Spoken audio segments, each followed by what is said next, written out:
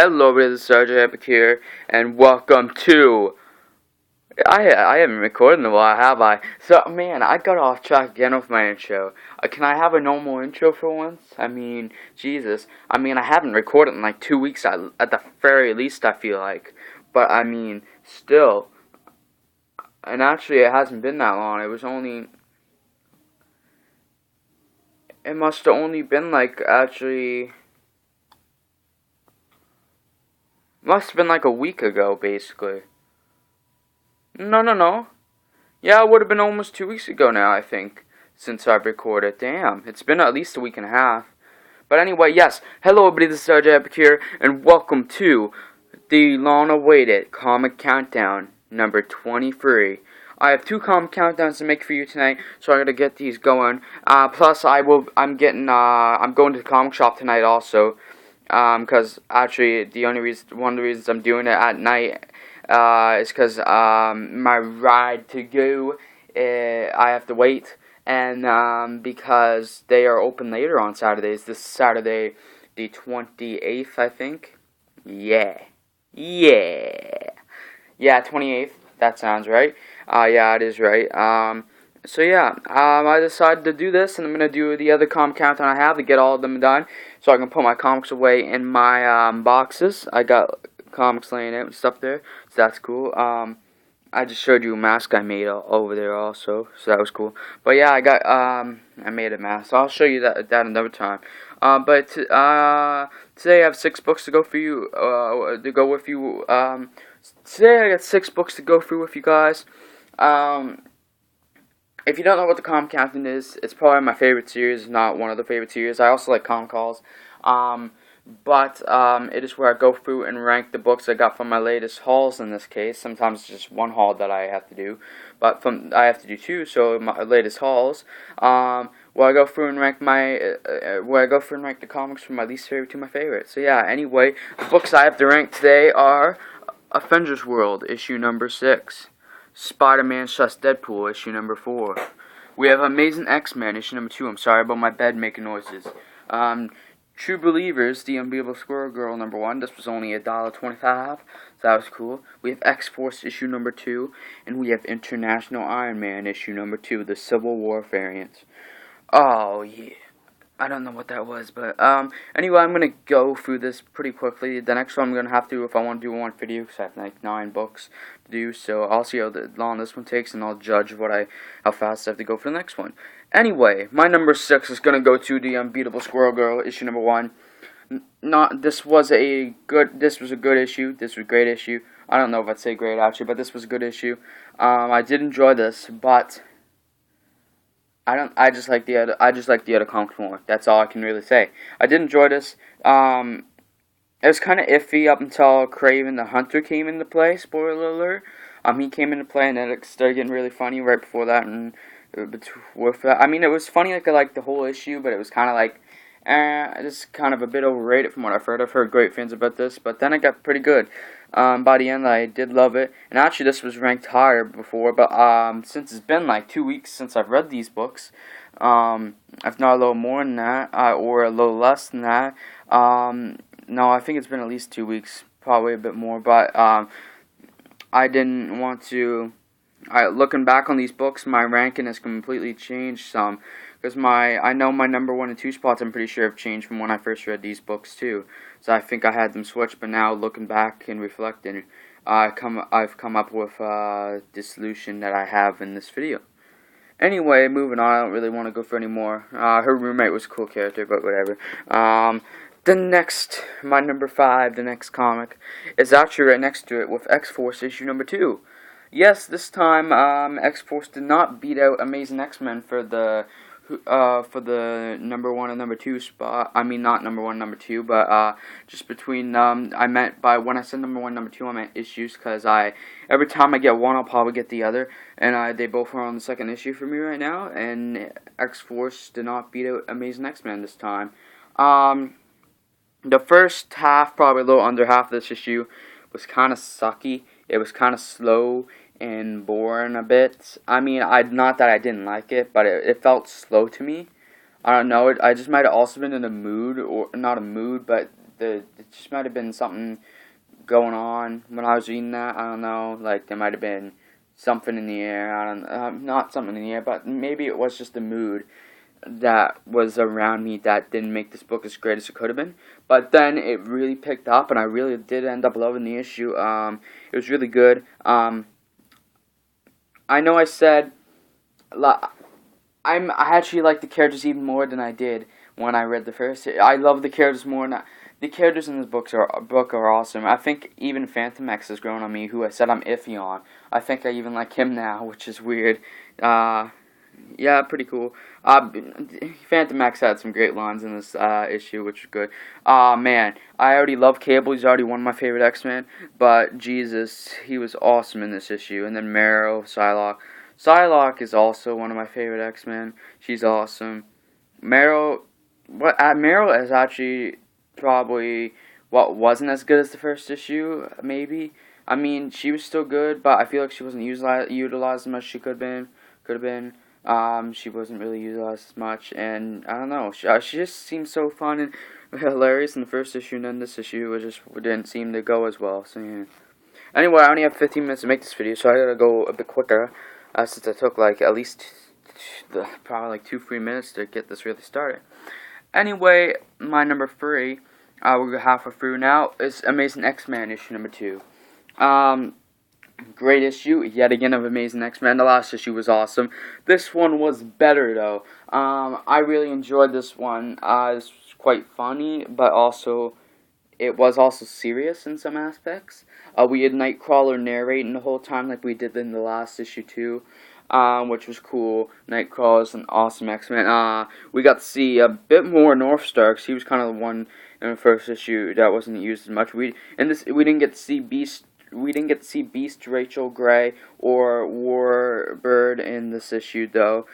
We just focused on the people on the cover here, and Nightcrawler, with Northstar, Wolverine, Storm, Firestar, and Iceman.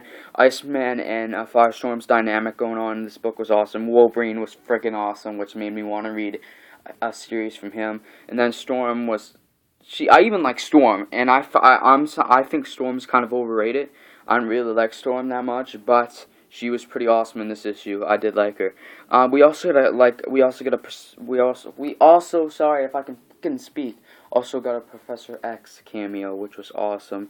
That was cool. With Wolverine, which led to him finding out where he was in heaven. So yeah, and it looks like the next issue should be awesome. It's gonna focus on Beast a bit by the looks of it, but yeah. So we continuing on. Nightcrawler's now got one of Azazel's. Nightcrawler's now got one of Azazel's ships, so that should be cool. And he seems like he's gonna save the day. So yay! The quest for Nightcrawler Part 2 of the storyline. I forgot to mention that. Anyway, moving on to my number 3 is Avengers World issue number 6. What an awesome issue yet again. There has not been a bad issue of this series.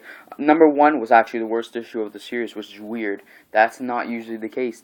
That's not usually the case at all, but that's been my least favorite issue, was issue number 1. Continuing on from the offensive issue number 5, this was awesome. The story in this issue was mostly about Hyperion, which is cool. And actually, this issue really made me like Hyperion. Like last time, it made me like, I forget his name now. Last issue was about friggin' Jesus. What was his name? He's the teleporter. Sheet. Whatever. It was about the teleporter guy. And this one was about Hyperion. It focused around how he lost his world and stuff, and it focused on anymore. We got to see Smash again, who is now turned into Messenger, and it was cool. Blah blah blah. Awesome. We got to see Thor and Hyperion's relationship. Whatever. It was all good. I can't go into depth. This is what the recap and review videos are for, which will be making a return. This series come countdown from now on is going to be more about the ranking itself than actually going into what the books were about and like. Because I only have 15 minutes. I only have 15-minute long. I can only make 15-minute long videos. Sorry, because I got one of my videos got flagged, which was in stupid circumstances because I didn't do anything wrong. But whatever, I'm not going to go into that. So yeah, anyway, moving on to my number 2, which would fuel my number 1, we have International Iron Man issue number 2, and Spider-Man vs. Deadpool issue number 4, and my number 2 is International Iron Man issue number 2, which is surprising. I think when I originally read these, this was my number 1, but I have changed my mind, because I enjoyed Spider-Man vs. Deadpool too much this time around, to give it my number 2. This is awesome just for Civil War cover in general. But this was a great story, yet again, continuing on from issue number 1. Actually, my favorite part of this story, and maybe the reason, my favorite part of the series so far, and maybe that's the reason this didn't get fully number 1, is because the flashbacks of the story. I'm a sucker for flashbacks. A lot of people don't like flashbacks, but I love flashbacks. It makes the story dynamics so... It makes the story's dynamic so awesome, depending on how it's used. Like, it can make the story great, and makes the character great. Like, in this case of Iron Man, it makes the Iron Man character, like, it works so well, and it's awesome. And, like, the story that is given with it is, it works. It just works.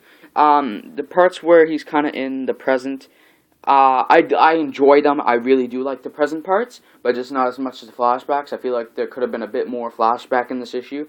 Because last issue it was basically all flashback. I felt like in the last issue, and this issue kind of cut back a little on the flashback part of it. But whatever, doesn't matter. Because I gotta move on to my number 1, because we're at almost 12 minutes now. We're at 11.5 minutes.